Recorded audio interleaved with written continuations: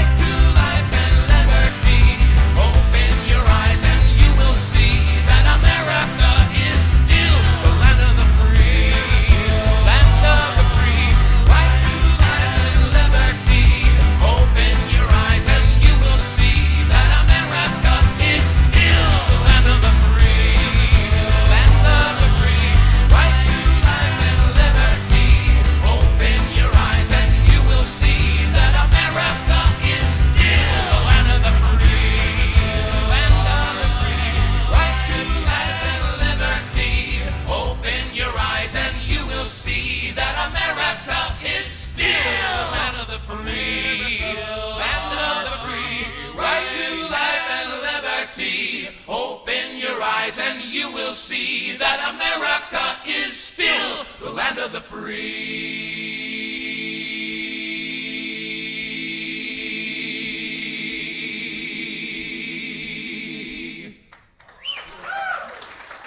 Whoa. Frame of mind, folks.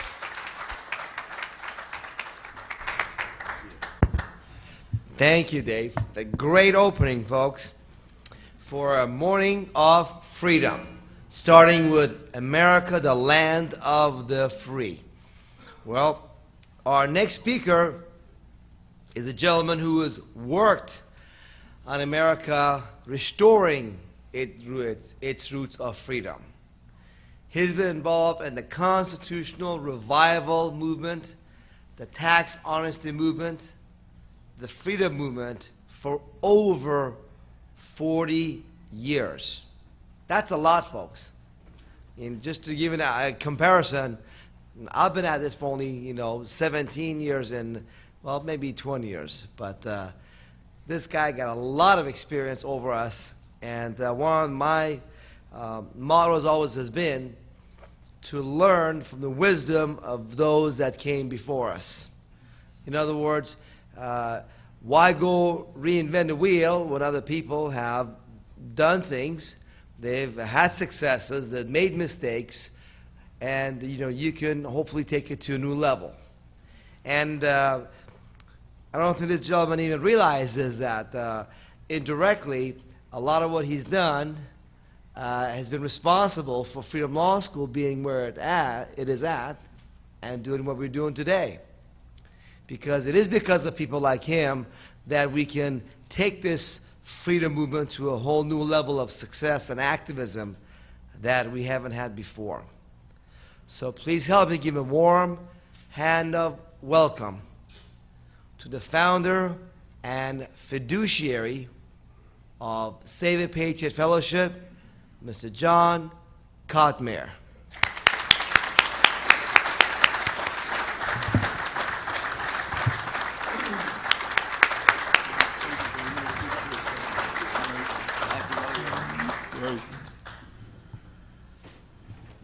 Well, good morning.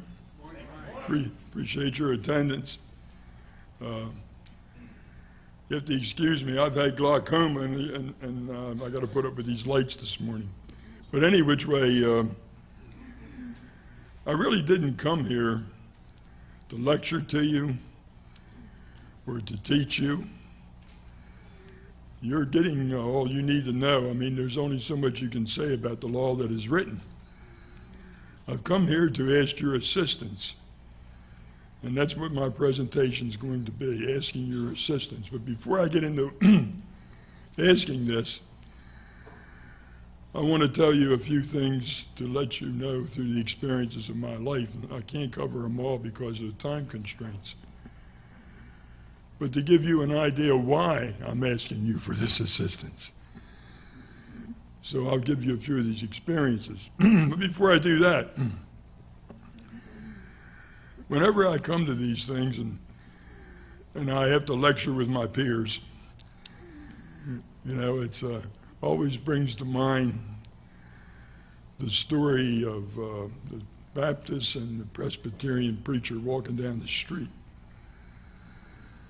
And they're talking all this theology, and finally the Baptist turns to the Presbyterian and he says, I don't know why we argue all this doctrine all the time. He says, we're both doing the Lord's work. You in his way, you in your way and I in his way. Boy, did I screw that up. Sorry about that.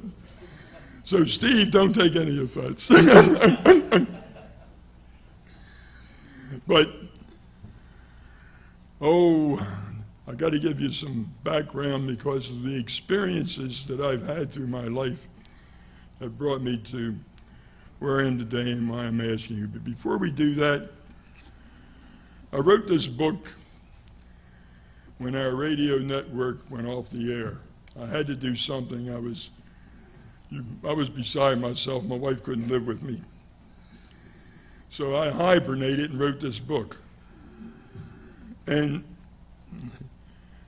in the back of the book, in the last chapter, I would like you to rise, if you will, because I rewrote the Pledge of Allegiance. The pledge that you now use, I don't know if you realize it or not, was written by a Marxist. And I cover some of that in my book where it's faulty and should be done away with. This is the pledge of the Founding Fathers, the way it should have been from the beginning. But they didn't believe we needed a pledge, but here it is. We say this at all our meetings.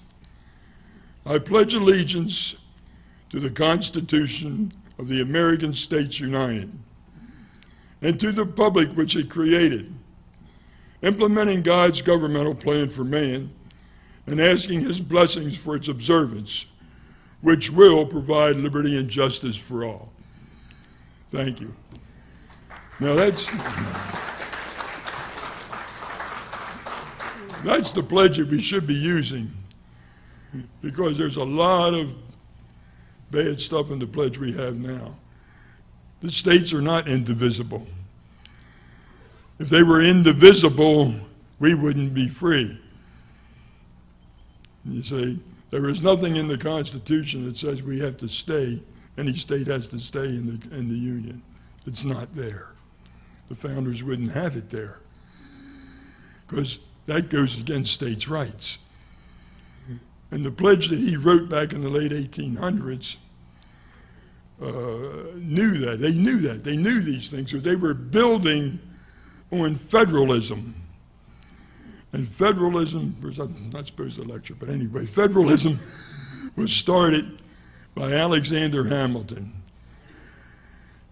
And he brought it forward. And when Abraham Lincoln ran for office, he campaigned saying that he was a Hamiltonian Whig.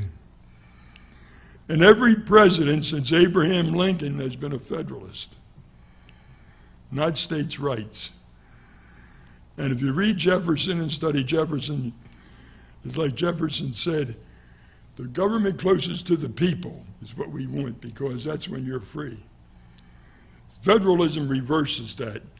And out of that grew this monster that we have that keeps violating all our rights. When they passed, or the Supreme Court ruled on eminent domain a couple of years ago and took that property from that person up there in New England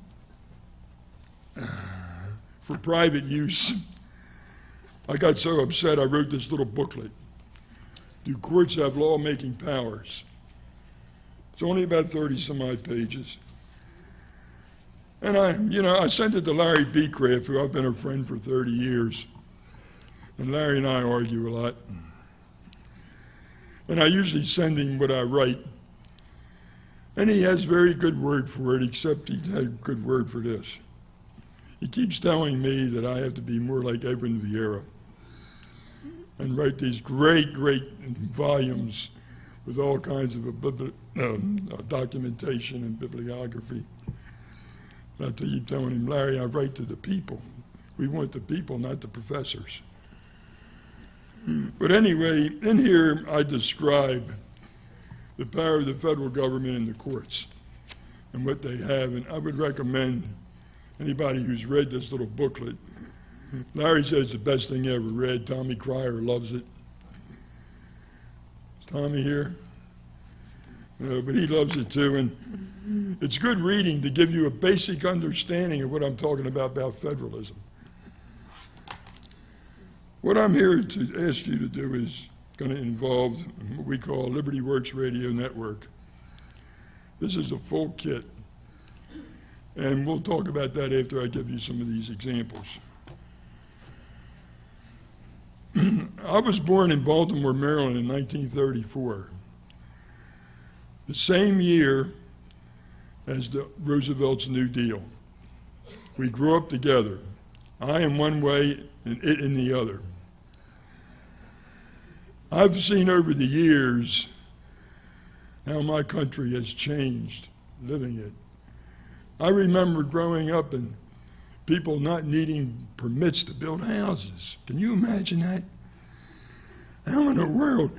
I remember people not wanting to get mortgages from these banks, and they would put a cellar up and live in it and then build a house at the top of the house as they went along with the money out of their wages. How many of you remember those days? I mean, they were great times. You were free. I remember walking down the street as a 12-year-old boy carrying a rifle. Nobody cared. Nobody paid any attention to me. Today you do that, and they would arrest you and your parents. That's how things I've watched them change. And I had some trouble in the beginning because I grew up in a political family in Baltimore. My grandfather was the head of the Stonewall Democratic Club in South Baltimore, and his brother Jake was the head of the Shamrock Club in Southwest Baltimore. And my uncle was a city councilman, and I can recall from little up sitting in my grandfather's living room and overhearing all these crony deals with jobs and all. And I didn't think anything was wrong with that because I grew up that way. I didn't realize how wrong that was. And as I progressed on, the Korean conflict come along, so, well, before that, you know, like Tommy said to you about his heart attack and how he thinks that God let him survive that to go on to serve, and I felt that way all my life, really, particularly when I first become aware of things. And when I was 15 years old, I was struck down with Bobar polio, which went into my limbs, and I guess you saw me getting up on the stage in my later years. I'm getting a little bit of post-polio, not bad, but my limbs are not as good as what they used to be. The night that I was struck down with that, they took me to the hospital, and I had 109 fever. And they put me in this room and told my mother and father that I wouldn't last the night. And I can recall, believe it or not, but I had an out-of-body experience. You may think I'm crazy, that this is spooky, but I did. I was out in the hall with my mother and father, and I could see my mother crying and everything, and it was verified what they said and all afterwards. And the next thing I knew after that is I woke up in this ward with a lot of children, and they were putting hot compresses on my legs. And that sort of changed my life because I had great aspirations of being a big football star, which never came. But at the age of 18, I took off the brace off my leg, and 1 month later I was in the Navy. I lied on the form saying I didn't have polio. It was one of the things you had to check off. And a cold winter night up there in the Great Lakes, so ice all over the ground, and they had double time to the chow hall first night there, and I thought, what the world am I doing here? But any which way, I went through 4 years United States Naval Aviation during the Korean conflict, got out of that honorable discharge, took the oath to uphold the Constitution. Didn't mean as much to me then as it does now. Didn't really understand the Constitution, like a lot of you, the same way. Never taught the meaning of it in school, went through parochial schools. But a couple of years later, I decided to go in the police force because my family was police, even though my grandfather's head of Stonewall Democratic Club, he was lieutenant of detectives in Baltimore. And my Uncle Jakey was mounted police, and our family was always police or firemen. And so I went on the police force, following my grandfather's footsteps. And I was on there a year. And it was a Sunday afternoon, and the sergeant called me under the Russell Street Viaduct, and I met there and met him. He came over and got in my car. And he says, well, Kotmair, he says, you know, you've been on a year. You're a good guy. I think you're all right. It's about time you know how things go. He said, we don't have trouble with the mafia in Baltimore. He says, because the police run the rackets. And it's about time for you to get your share. He says, you have this going on in your cruising area and what have you, and this is what you would have coming to you. And I'm listening to this, and he's telling me how everything is structured from the governor on down, you know. And of course, Jefferson was right. You know, governments are corrupt, and total governments are totally corrupt. It's the nature of government to be corrupt. So, and it is, believe me, it still is today. Or they wouldn't have all this drug traffic on the streets. You see? Anyway, after about 40 minutes or so, I'm 24 years old. Right? I listened to this. And I said, Sergeant, can I ask you a question? And he said, sure. I said, how in the world do you and all these people expect to excel in a society you're destroying?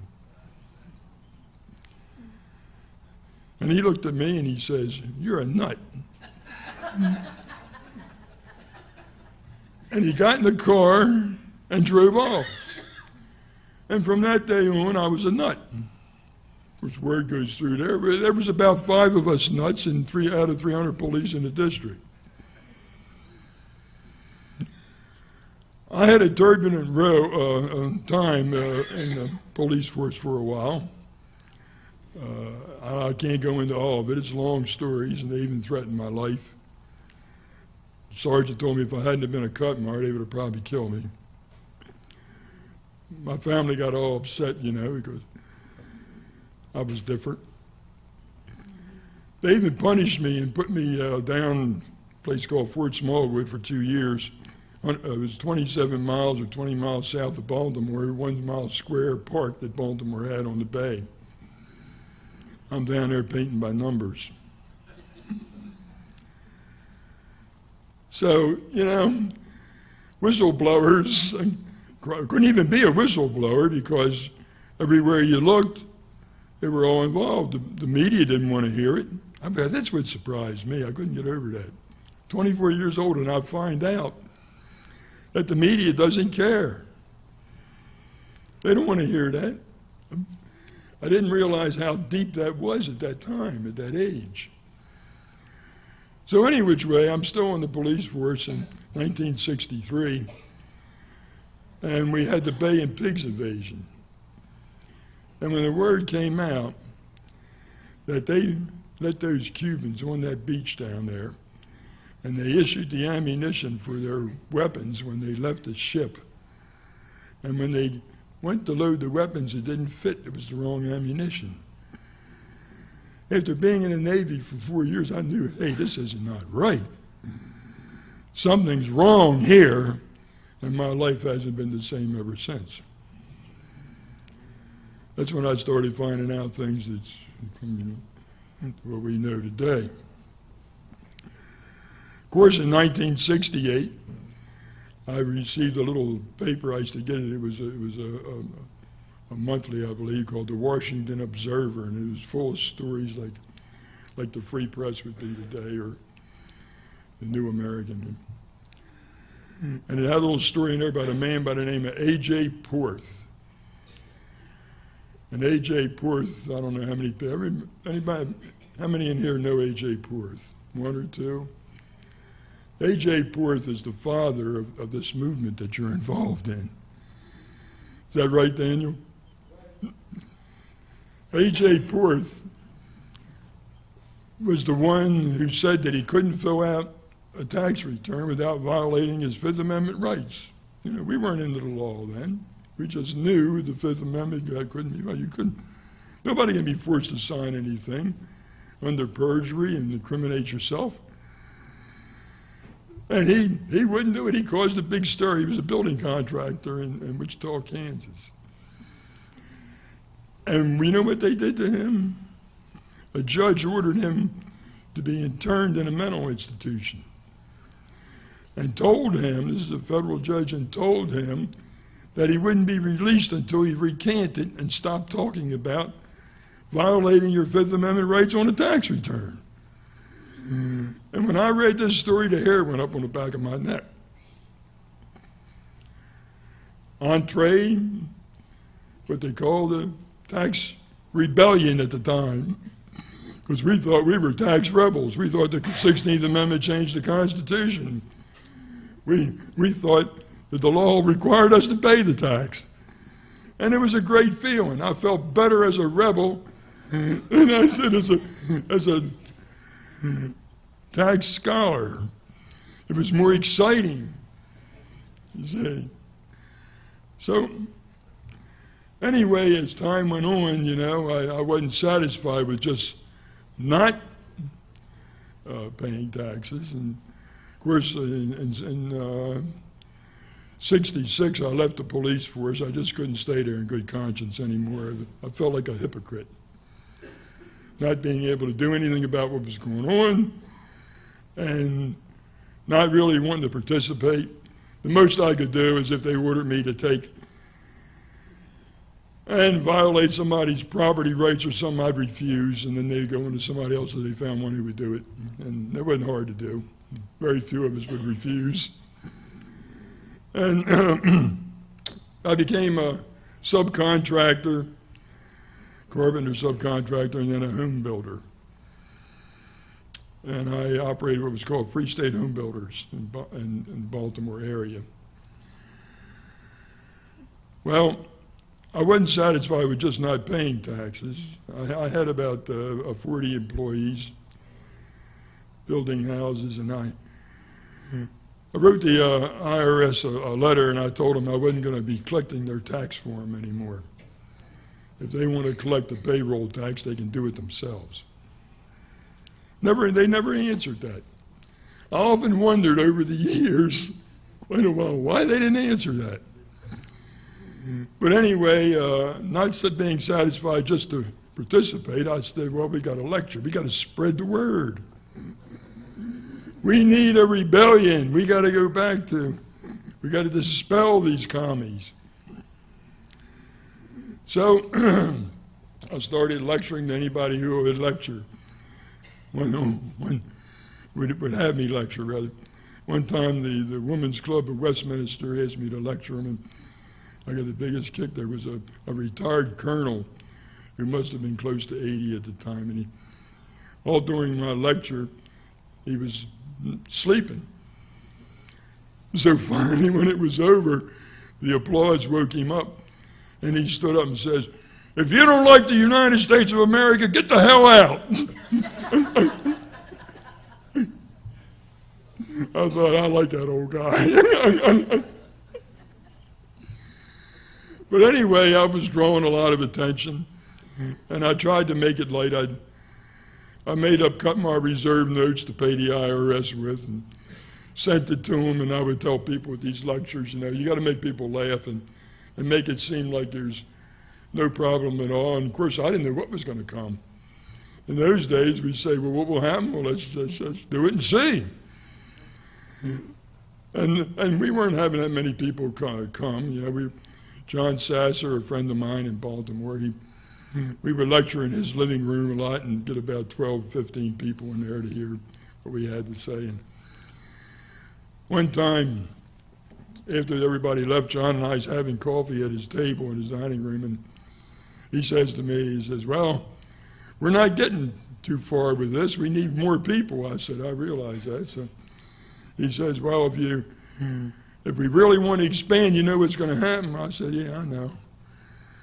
And it did. Both of us went to jail.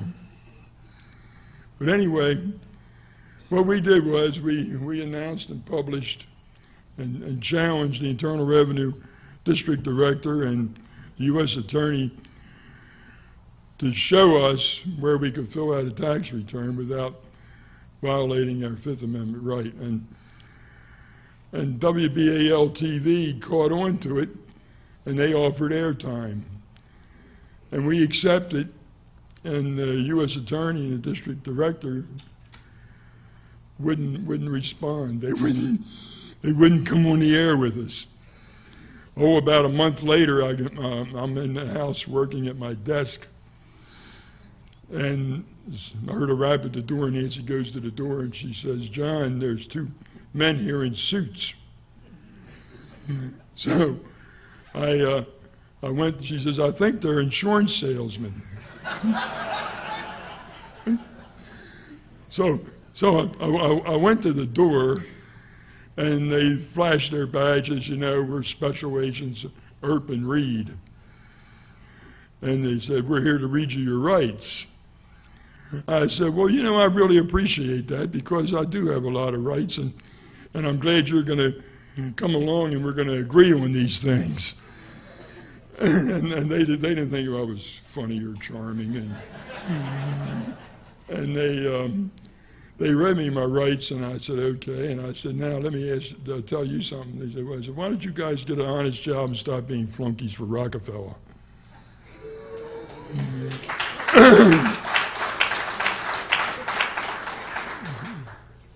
Anyway, they left, and that started a 6-year investigation.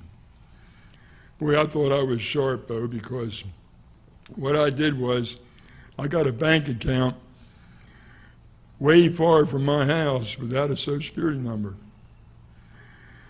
They'll never find that. You know how long it took them to find that? You got it, Daniel. All they had to do was send a letter to every bank in Maryland and say, does this man have an account? And the bank will tell them. I mean, that's really brilliant. Boy, Anyway, if you know what the building business is like, I would spend 3 days every month writing checks for all the building supplies and all, and the subcontractors and everything. That was a regular thing. So you can imagine the amount of checks that I was generating. I think it was Bob Lyons or one of these guys came up with, I forget exactly, came up with these no-copy pens. And I went down and bought a no-copy pen, there's real light blue pens. And that's interesting because I was starting to write the checks with them, and when they would photostat the check, it would be blank. You see? So the IRS started getting all these blank checks.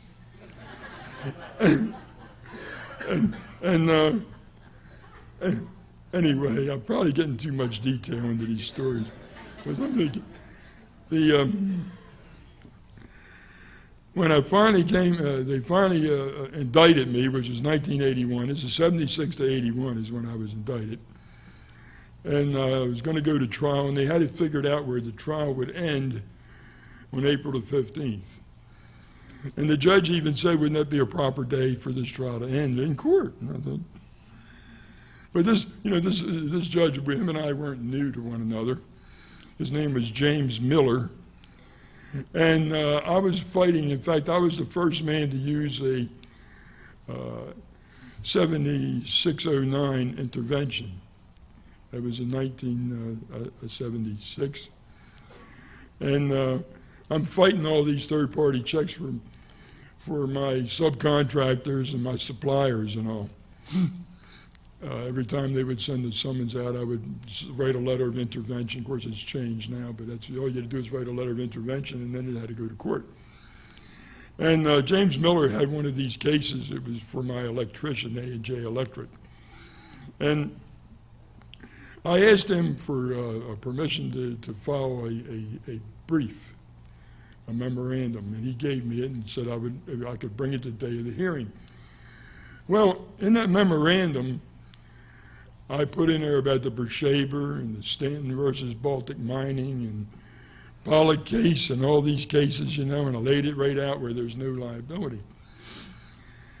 And I took it in there and gave it to his clerk just before the just before the hearing started, and his clerk took it back in his chambers. And he was 3 hours late coming out. I knew what happened. He never saw these cases before. And they have law libraries back in there, the judges do. And he was back there checking all these cases out. And then when he came out, because that's when we were just discovering these cases, right, in the movement. And when he came out, They said, all rise. We all stood up. And he leaned on it like this, and he didn't sit down. And he looked back at me, and he said, let me tell you something, Kotmair. He said, it's been a long time ago since those court cases. He said, we've been doing it this way all these years. There's been a lot of water under the bridge, and we're not going to stop now. So I busted out laughing. And Joe Fellner, the electrician, he says, what are you laughing at? He's going to rule against you. And I said real loud, don't you understand, Joe? He's telling me we're right. His days are numbered. Right?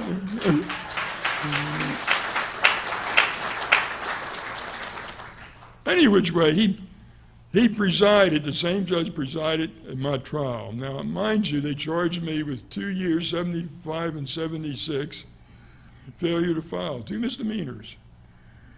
The trial lasted a month for 2 misdemeanors. It stretched. You wouldn't believe how they stretched that thing. And every third day or so, it would be in the media, tax protest leader being tried. And they would have news clips, you know, in all 3 channels in Baltimore.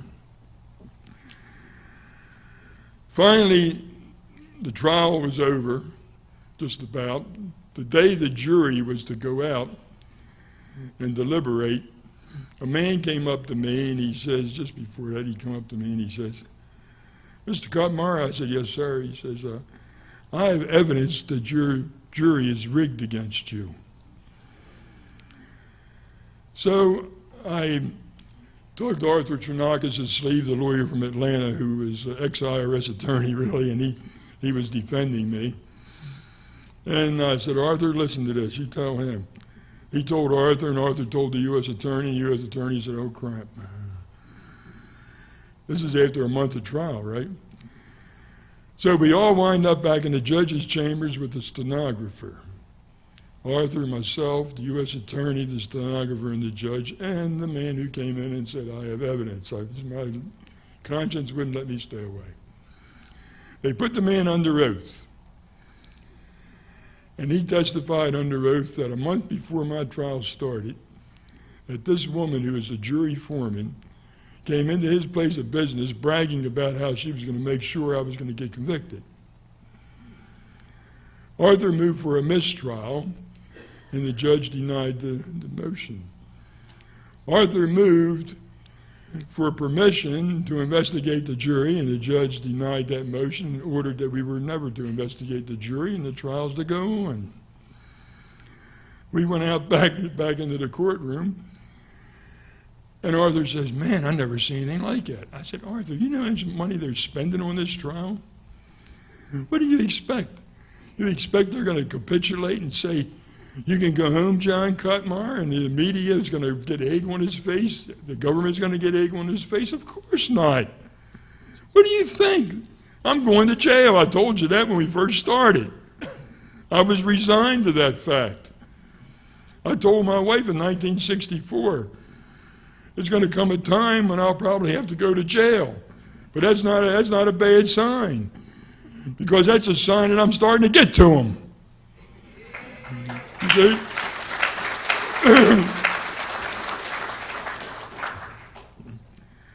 Anyway, I go to jail, and I'm there 2 days, and the captain called me up to his office.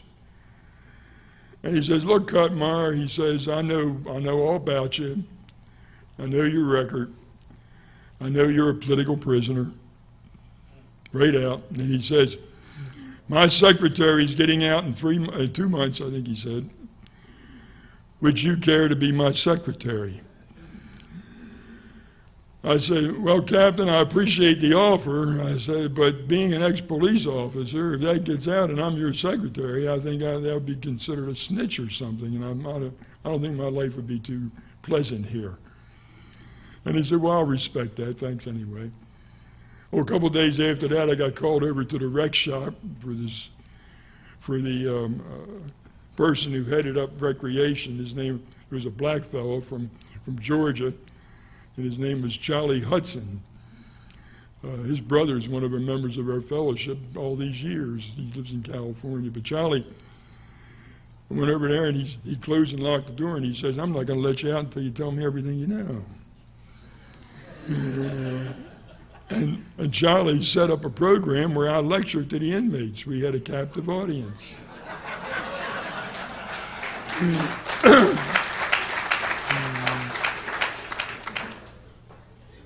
You know, you don't go to jail with an attitude. You go there with a glad heart for your serving the Lord. That's right. And he will bless you. Believe me. Oh, so anyway, while I'm in jail, I saw that some of the younger patriots, you know, my family was all grown. My boys were working, and my daughters were, well, my one daughter was married, and the other one was working on her own. But some of these younger guys had children. And their wives were really, I mean, they were hurting. My wife wasn't hurting because I was well known throughout the movement, and people would send her money for support. But a lot of the others weren't getting that support. And they wouldn't take welfare. Their principals wouldn't let them, but they were capitulating for the simple reason they had no support for their families. Just like if you read in the Revolutionary War, a lot of soldiers went home to get the harvest in and left the battle. They had to look after their families. God, family, country. I thought, we can't be having this. We need logistics. We need support. If we don't stand for one another, we're collapsing. We can't stand alone. And I concocted what was called the Save-A-Patriot Fellowship. And I call my wife twice a week, and we talk for an hour in the evening because we couldn't afford much more than that. And you should have saw me because they listen into the conversations in the guard shack, and they tell you they do. And you should have saw me try and explain to her what I was going to do when I got out. And I even said, I'm calling it Save-A-Patriot because that's SAP the IRS.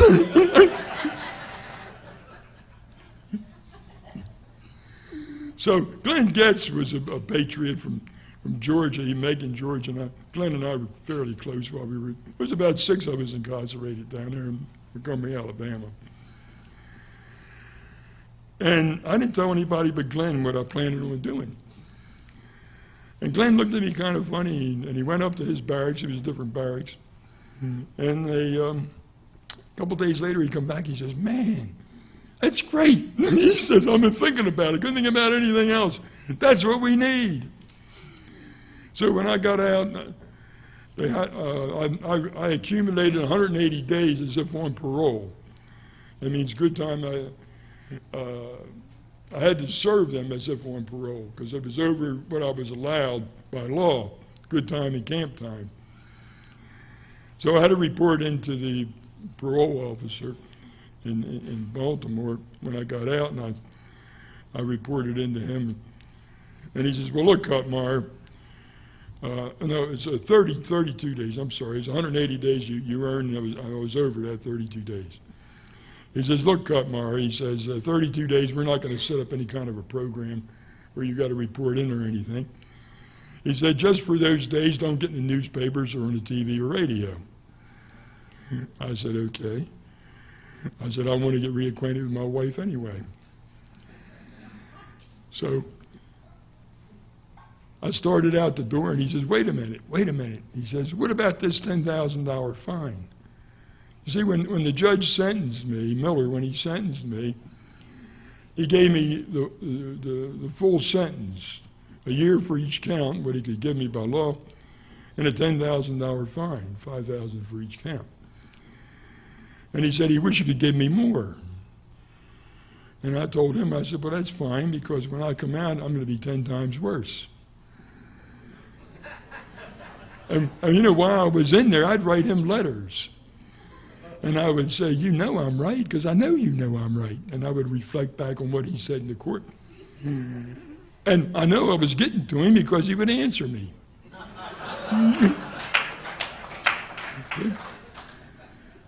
But anyway, this guy, Van Scoy, was the parole officer's name, and he said, "Wait a minute, Kotmair." He says, "What about this $10,000 fine?" So I turned to him and I said, "Well, what do you want it in, Kotmair reserve notes?" He says, "Get out of here." So I got out in January.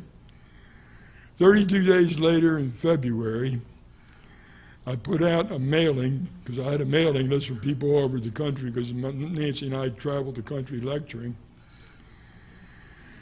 with the application for Save-A-Patriot Fellowship, where the members pledged to support one another. The motto of the fellowship was, and is still now today, "Together we stand, or separately you will be stood on." And we started getting people turning those applications back in, and the fellowship's been in existence ever since, and that was February 1984. They don't care for the fellowship. They don't care for the concept. It was my vision that the whole movement would come under that as an umbrella, and we could support all the groups and all. In fact, Steve got involved and had it because it was an umbrella group. That was the way it was designed, to support the movement. If somebody lost their property, we would assess the members of the fellowship, and they wouldn't. What are they out? The only ones the losers, the IRS, spent all that time and money, you know. If somebody would go to jail, the fellowship's assessed to support their family while they're in jail. They don't have to capitulate. They can do their time in peace. As time went on, we had members who would call and ask for assistance and problems they're having with the IRS. So things evolved into what they call casework and paralegal work. And we were doing real good. I mean, we moved from a little office in my house into a office in a building where we had a room. I bought a printing press and had another office in this building. And in a few years, we took over just about all the building. We just kept expanding through the building. And in 1993, I wrote a letter to the Commissioner of Internal Revenue because we got word from somebody. We had a mole inside the Internal Revenue, and the mole told us that they were planning on raiding us. So I wrote a letter to the Commissioner of Internal Revenue and asked her, we're doing all these things. If we're making any mistakes or where we're wrong in the law, please tell us, and we'll correct that. Right? So we didn't receive any response. In fact, I think she was leaving at that time, and they had, right after we wrote the letter, she left, and so I had to write it to the acting commissioner, another letter. And in this letter, I went one step further. I said, look, please tell us, and what I propose is that you can put an agent right in our office to make sure that we follow the law as it's written, as a liaison between us.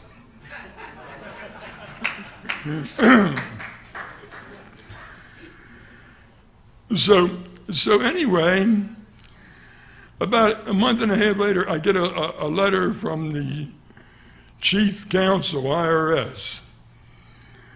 The commissioner is not going to respond to you. I turned this matter over to CID in Baltimore. And a little while later, I got a few months later. By the way, we knew they were coming because our mole told us. In fact, our mole told us they're getting close. So we backed up all our files. We had all our paper files, and they were all off-premise. And we backed, in fact, the membership list was off-premise. We would have it on a disk, and we'd bring it in. And we had it so if somebody come through the door, the receptionist could hit it, and it would be gone. And it was backed up, so there was nothing they could get. So anyway, special agents came in the front, and the receptionist called me up to the front. She says, there's 2 IRS agents here wanting to see you.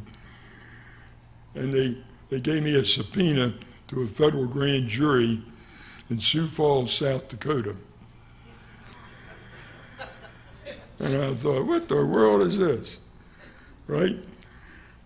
So we got the paralegals and I got our heads together, and we said, well, you know what they're probably trying to do? This is probably when it's going to come down, and they want you out, and they're probably going to go out there and try to get you indicted and put you in jail. 2 minutes. Well, we can't show our video then. Huh? I knew this was going to happen. Look, I came here for you because we had a radio network that we started up in '98. We were underfunded and it went out of business in 2001. We got a plan, and it'll work. And the plan is in this right here, which I brought with me. And what I'm asking you is that this time we want to fund it through members, associate members, 99 a year. You take 100,000 and we'll have 10 million to spread this across the country. We got a plan to spread it across the country. Anybody who's interested, we can explain it to them. It's feasible, it'll work. We got a lot of experience the last time, and we're going to make it work this time. Over the airways, not internet. It'll be on the internet, but over the airways, covering the country with this radio network with all kinds of people like D.V. Kidd, Larry B. Kraft, Tommy Cryer. And get this and watch it. Maybe later on, I'll work it out with payment after everything's over. Some of you might want to or could stay, and we would show it to you. But I would recommend you get the DVD, and everything's in there, the paperwork and all, explaining what we're doing about. The structure of the network isn't explained in there, but I can do that for you. If anybody's interested in that can see me or contact the office. Sorry that I got caught up in these stories.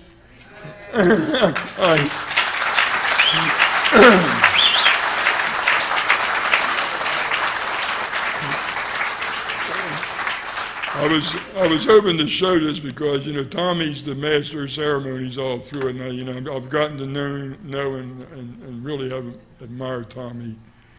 So maybe we can get together later or do this again and show the thing. But 100,000 members isn't bad. It isn't hard to achieve. Look, you got more than 100 people in this room. If 100 people take and get these DVDs, which we're letting go for $3 a piece, just to replace them, and you give it to 10 people and get them involved, they give it to 10 people. You know how long it takes to get 100,000? 3 months. 3 months. If you value your country, right? Oh, and the other thing is, if the organizations like Stephen Payment, they get free airtime for their organization for lecturing and all. It'd be free airtime because the members are supporting it for $99 a year.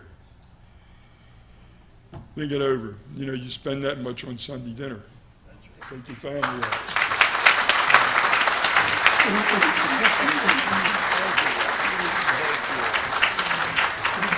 Thank you, John, for that inspiring speech, full of information. And of course, unfortunately, we don't have enough time for any of our speakers like John to share the wonderful information they have to share. We could put each of them for a whole day of great experience and information, but we got to move on. And our next speaker